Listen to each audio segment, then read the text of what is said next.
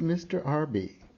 I've been looking at some face jugs from the Carolinas, and they've inspired me to think about how we can combine pottery with sculptural elements. So today we're going to make a coil pot with a face sculpted on the side. First, I know this will take more than one session, or for quite a while for most of us, so I'm going to write my name on this plastic Ziploc bag so I can put my clay work away and come back to it a couple days or a week or so later and still have it be moist and ready to use. Now I'm ready for the end of this work session. I'm also going to need a piece of paper to build on, and I've kept sort of a small paper so that the base of my pot doesn't get bigger than this. I don't want it too big. I also need some clay. I'm going to use a pencil to help shape things. And I have this brush and a little bit of slip, which is clay with so much water in it that it's liquid. Sort of like somewhere between cream, thick cream, and maybe a milkshake. Somewhere in that range. And we're going to be using this to help attach the pieces of our clay pot. More for that later. All right, our first step is we need to make some coils. And when we're making coils, we're going to start with a piece of clay, squeeze, change hands, squeeze, change hands, squeeze, change hands, squeeze, change hands, squeeze. It starts to get to be a lumpy hot dog sort of shape. And now we're ready to roll it. When I roll it, I want to make sure to roll all the way from my fingertips to the heels of my hand and back. I go from my fingertips to the heel and back. Tips to heel, back and forth. And as I go back and forth, I'm gradually moving my hands to the edges. I want to make a coil that's rounded, smooth, and a similar thickness all the way along. I would like the thickness of my coil in this case for our project today to be somewhere between the thickness of, say, maybe my extra wide pencil. This is a Laddie pencil, so it's a little thicker than the standard yellow pencils, up to about the thickness of this fine point Sharpie. Somewhere in that range. I don't want them too thin because it'll make my pot very delicate and more challenging to sculpt onto later. All right, I've got a piece of clay rolled into a coil. I'm ready to start my first coil. I notice that one end is still a little thicker. I can always roll that out a little, or I can snip off a piece, roll that out a bit more, and there we go. So I have a little extra. To start my pot, I'm going to start in the middle, and I'm going to make a spiral.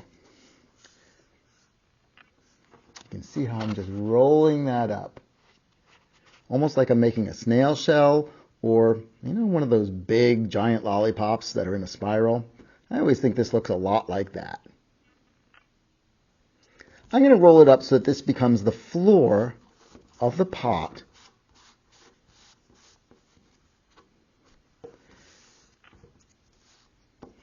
How wide?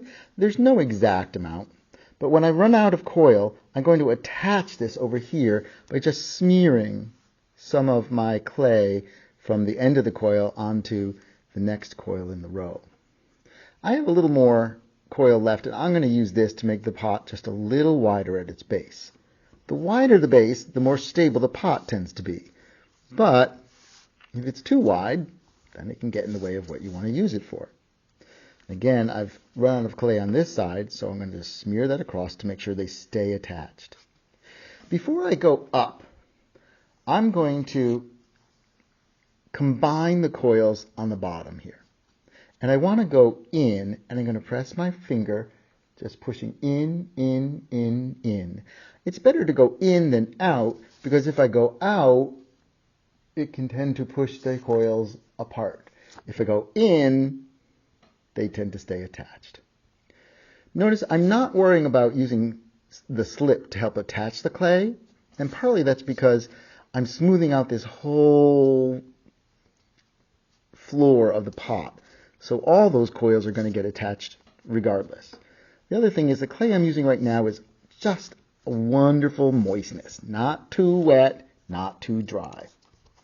When clay gets too wet, it gets floppy, and then it won't keep its shape or do what we want it quite. When it gets too dry, it doesn't want to attach one piece to another, and it can be very hard to shape. You can see the bottom, you can still see the coils, and I like how that looks.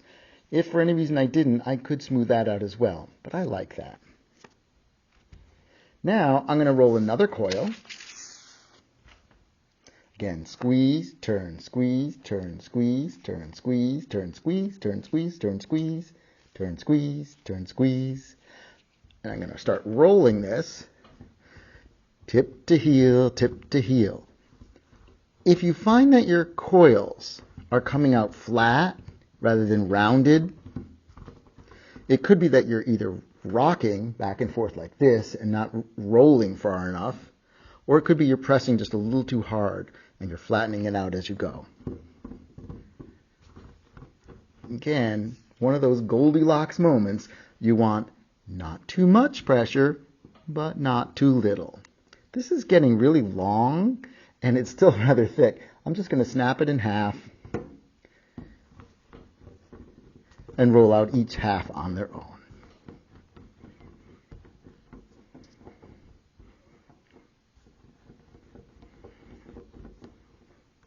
There's one coil, and I'm going to get the other one set for myself.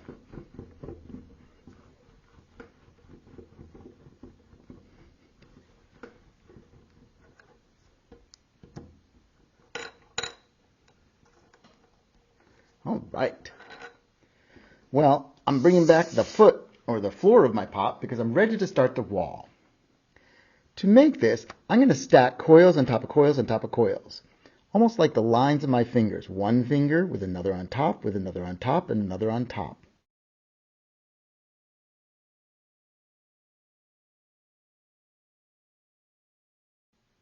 We're going to do that with the coils now. So I'm going to start over here. I'm putting the clay, the new coil, just on top here, just at the edge of my pancake or foot. I'm going to smear with a finger to attach, and then I'm going to go around and around and around and around, and I stop when I get back to the beginning. I'm not going to spiral on top. I get a better result if I just go one layer at a time. Keep it to one layer at a time. Now I want to attach them all the way around on the inside. To do this, I'm going to put a hand to support the outside, then gently press down a little bit of that clay that's on the inside. You can see I'm turning that around to get to the rest of it. I just go all the way around. I will say this is another reason why I like having this paper here. It makes it very easy to turn my clay around. This hand is providing a wall so that the clay doesn't push out as I'm pressing on the inside. On the first coil, this first level, not so big a deal. But as you go up, the walls will want to go out more and more. Now, this clay is nice and dry. Nice and moist. But if it were a little on the drier side, I might score this, which means making these little gashes. A fork, plastic or otherwise, can be very helpful for that, or even a comb. A plastic comb does this really well. But I just have a pencil and it's working fine. I just wanted to show you how I could use the slip. Once I've scored the clay, I'm just going to put a little bit of slip around here. The upside of using the slip is it makes it easier for the clay to attach. The downside is if the clay is already nice and moist, like my clay is, it makes the clay even wetter, and then it gets floppier and won't hold its shape as well. So I did that just to show us what it would look like. I don't really need to do it with this clay. This clay is just nice and moist. It's right out of the bag, and I have to say It is ready to go. So I went around the circle again, and you can see I've gone up a level. I'm just going straight up right now, putting one coil directly on top of the last one. I want to attach my coil. I do have to support from the outside. Now, I want to connect this, so I'm going to again put my hand on the outside. And for me, that's my left hand because I tend to be right-handed. And then I'm using just one finger, whichever one works best for you, to sort of smear down on the inside. Notice that I finish one coil completely before I start trying to add another.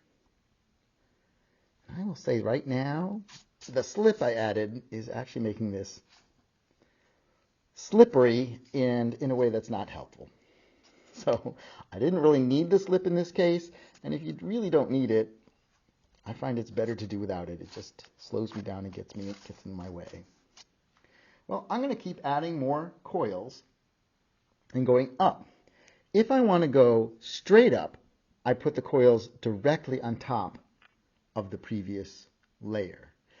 If I want my pot to get wider and go out, I put the next coil a little bit on the outside edge. If I want my pot to go in, then I make the next ring a little smaller so the coil sits on the inside edge. Now, time to add some coils to this pot.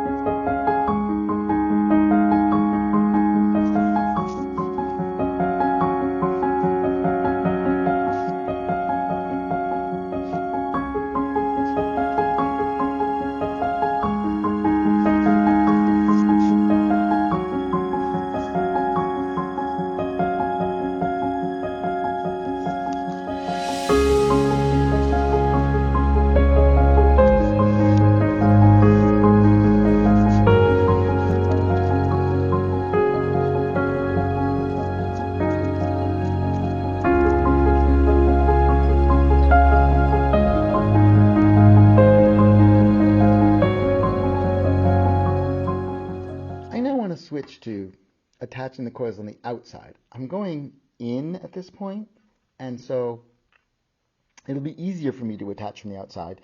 And in the end, for this project, I will want the outside to be smooth anyhow. So now, instead of holding my hand on the outside as a wall, I'm holding my hand on the inside as a wall, and I'm smearing together on the outside. I don't have to do both structurally. I could do either. I could even carefully score and slip and not smear together the inside or the outside. But in this case, because I want to put a sculpture of a face on the outside, I want the outside to be a little simpler. I don't want so many coils showing. So much as they can be very lovely and a very interesting design element, not this time. This time I'm going to do away with them so they don't get in the way of the sculptural elements which I want as the focus of my piece. This is still very little, so I'm actually going to help further smooth these out. I'm going to put it on its side, and I'm going to just press down here in the middle a little bit, right in the bottom there. I'm just going to go around here. You can see the paper sticking to this. I'm going to peel it off.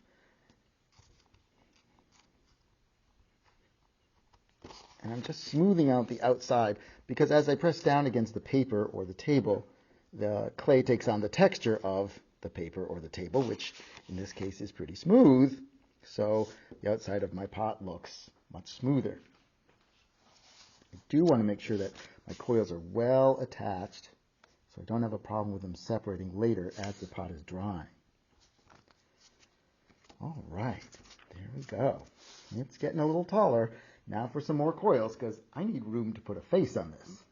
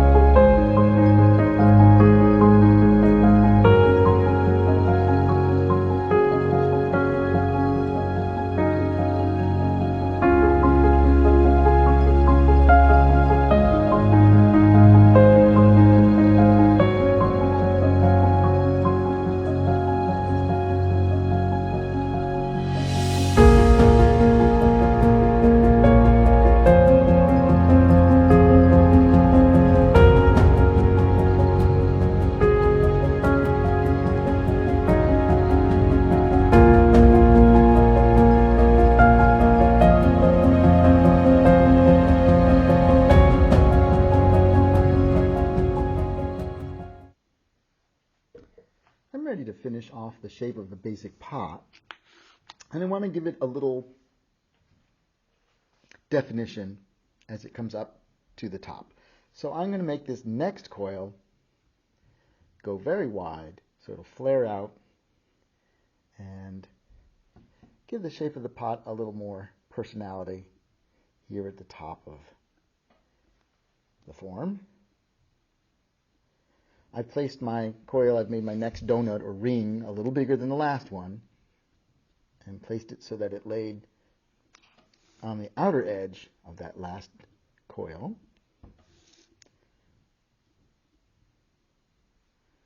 And now I'm just trying to finish that off and get everything smooth enough so that I'm ready for doing the sculpture, which is the part I've been so looking forward to. Notice that I am thinking about, would this fit into my bag? Because often I start things, or we start things, and it takes more than one work session to make them complete. Right now I'd like to adjust the shape down here a little by having it come out a little. So I'm going to support from the outside with my hand, and then from the inside I'm going to use this wooden tool to just sort of gently stroke along the inside of the pot to get it come out. My outside hand is going to give a little support so that it doesn't suddenly go too far or go in the wrong place. I like the texture. Now, if you do not like the texture, this sort of lumpy, bumpy texture, you could certainly smooth it out more. It would be easier if the clay were a little drier and firmer. Not too much, but a little. I kind of like that. I think it gives it a nice textural quality. It makes it feel very hand-built and handmade, and I enjoy that. So I'm going to leave it on mine. But there is nothing about coil pots that says they can't be perfectly smooth on the outside or inside if that's how you want them to be. Would it fit into here? Let's find out. Here's my bag. Here's my pot. I'm going to take the paper off because it would get very damp and kind of yucky sitting in this bag too long. Did I do it right? Did I get it in so that it would fit? The clay is sort of sticky, so it likes to stick to the inside of the plastic bag, so I have to be very careful. I'm just gently sort of getting it in there. Whoops!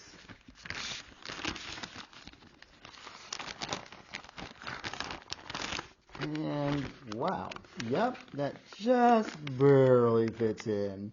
It's gotten a little dented over here, but I can fix that when I take it out. It would stay fresh in there if it's sealed up.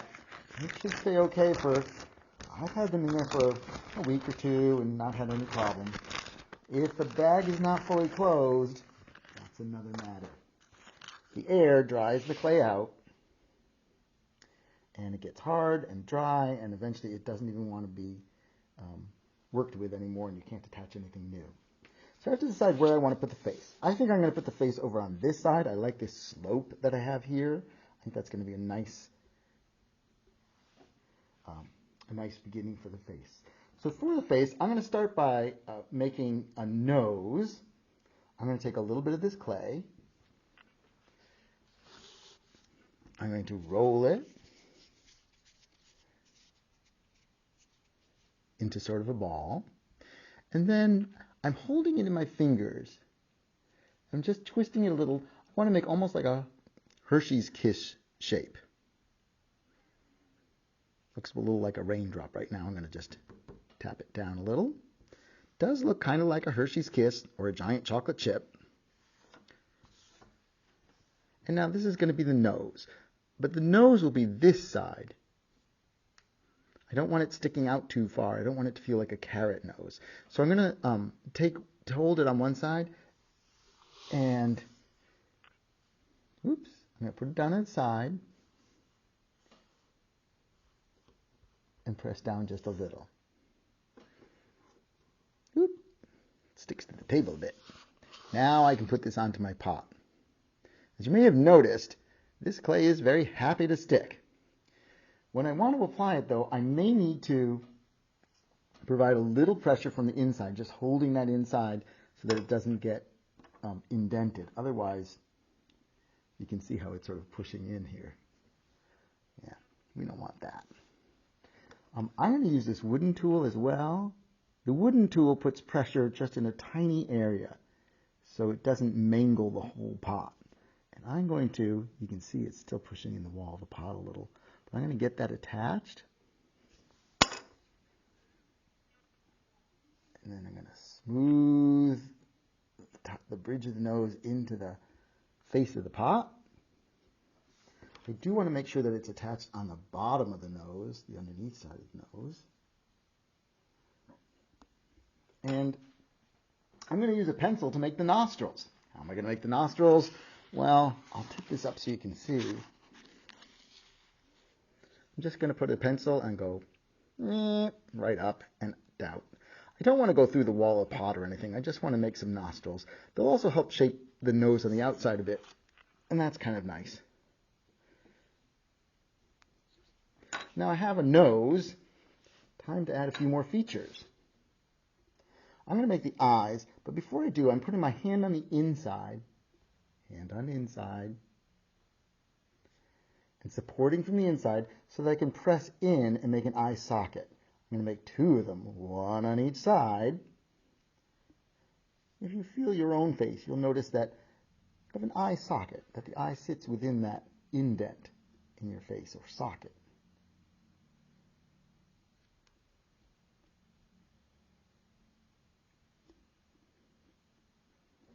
I'm going to make the eyeballs by making two balls of clay. I'm going to take this clay, I'm going to divide it into two equal pieces. I'm going to roll each one, roll, roll, roll. And really, this could be a round soccer ball shape or more of a football shape. Either one would work. So I have the two balls of clay, and I'm going to attach each one. One on this side. I'm just sort of pushing it in a little. Notice that I'm supporting from the inside of the pot. I'm trying to use the tips of my fingers or even my fingernails to get that attached there. And it's sticking out a little far, so I just gave it a little smush. The eyes were sort of bugging out a little more than I liked. Again, I'm pushing this one in. If you find that the eyeballs are too big and you don't like how big they are, well, stop. Make them smaller, and then put them on when you like the size. If you feel like they're too small, stop, make them bigger, and then apply. All right, so I have that. I'm going to make, I could choose to paint on the iris and make details that way, or I could choose to use the pencil, hold from the inside of the pot, and just press in and out. I could even come back later when I'm glazing and put some color in here and accentuate the sculptural element. I still want to add a mouth. For the mouth, I'm going to take this little bit of coil of clay. I'm going to roll it a little thinner and longer. And I'm going to turn it into a giant Cheerio shape. Then I can either close it and make it a smile, a frown. I can have it look surprised, because it's tall and wide, or just big and growly, whatever I like to make, whatever feeling I want it to have.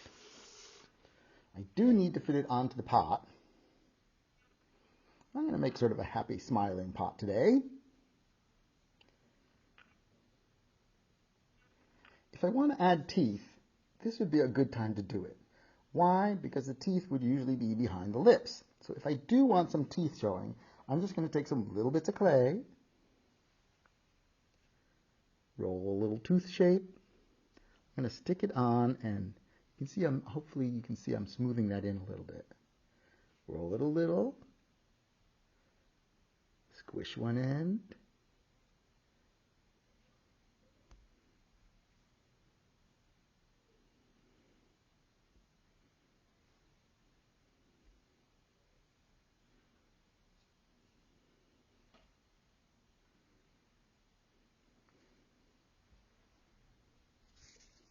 I'm going to add a tongue coming out between them. I don't want it sticking out too far, but I think just a little bit. would be kind of fun, sticking out between the teeth.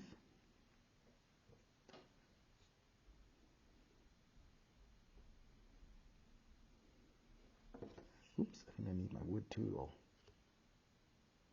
I don't want to come smush it into those teeth.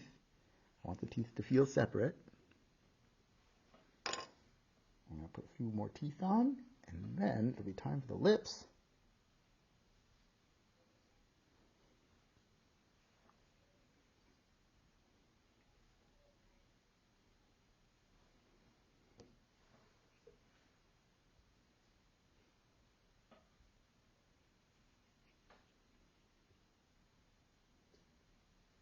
Now let's put those lips on. I want those teeth to show and the tongue to show because I did all that work, and I think there'll be a nice detail, nice narrative detail in my pot. I'm going to use my wood tool to attach the outer edge of the lip to the face of the pot. I do not want the clay to separate as it dries. Clay is made from little bits of stone and water. And as the clay dries, the water evaporates into the air, leaving those bits of stone left. As it does so, it also shrinks because, of course, it's losing that water that was there. And it can shrink, up to about 10% from the time you build it to the time it gets out of the kiln, after it's been fired in the kiln. And if you have two pieces, if they're not well attached, instead of drying together, they can dry and shrink apart, and then they fall apart. We don't want that. Very sad if your pot comes back and the mouth has fallen off. I also like to add some eyebrows. I'm going to take a little bit of clay, squish out an eyebrow, one giant one, break it in two. I don't have to roll this because I don't need eyebrows to be perfectly smooth. Obviously, eyebrows come in lots of shapes, and I can use them to add a lot of expression to my face. Eyebrows are a very expressive element in human faces. So I want to make sure that it's well attached.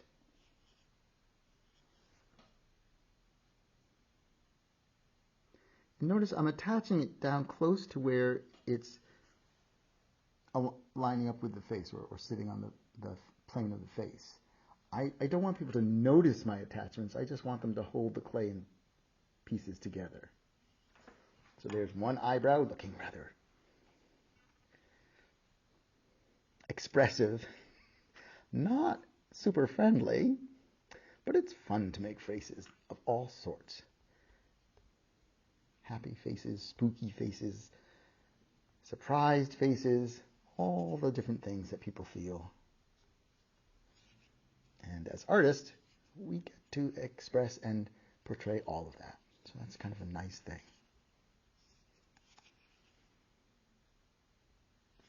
Oops, knocked the pot over there. I better smooth that out. So I have eyebrows, which I think go a long way to making the face feel more lively and more like it has personality and feelings and character. If it's too big, I can always take some off or add more if it needs it. I made the eyebrows very pointed so that they look just a little more scary for this pot. Whoop. I'm sort of stroking from the inside to get the face to come out. As I've been working, it's been getting pushed in. So I'm just counteracting that a little. I can also add ears or hair. For ears, I'm just going to make two little half circles. And I'm going to make them first and then attach them. I kind of like doing that because that way I know they're kind of the same size. Oh, there we go. 2 ears, ready to go. I'm going to put the ears over here, lining up with the top of the eyes. Not that I have to worry too much about realism, because I don't think this face is the kind that says to the viewers, it wants to be highly realistic. But it's more expressive than realistic.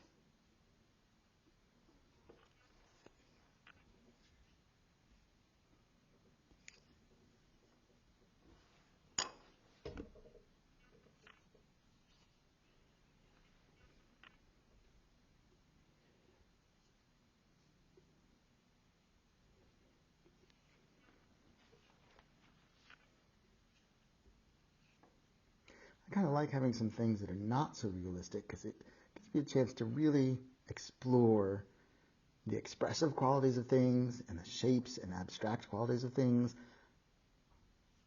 without having to worry quite so much or anywhere near so much about meeting the requirements for proportion and realistic detail.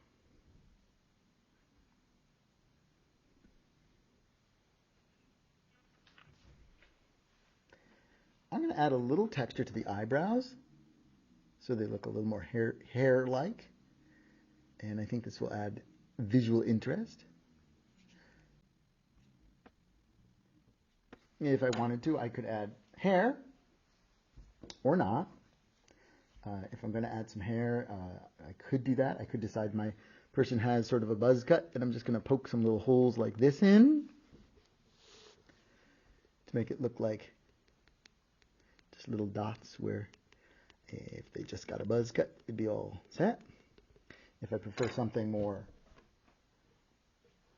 long-haired, I could add on pieces of clay here.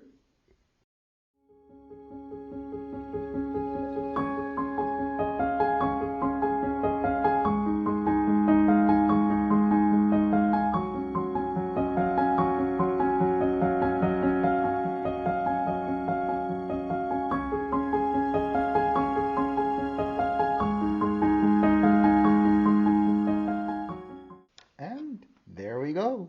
One face pot ready to dry and then get fired. Hope you enjoyed it, and we'll look forward to seeing you next time.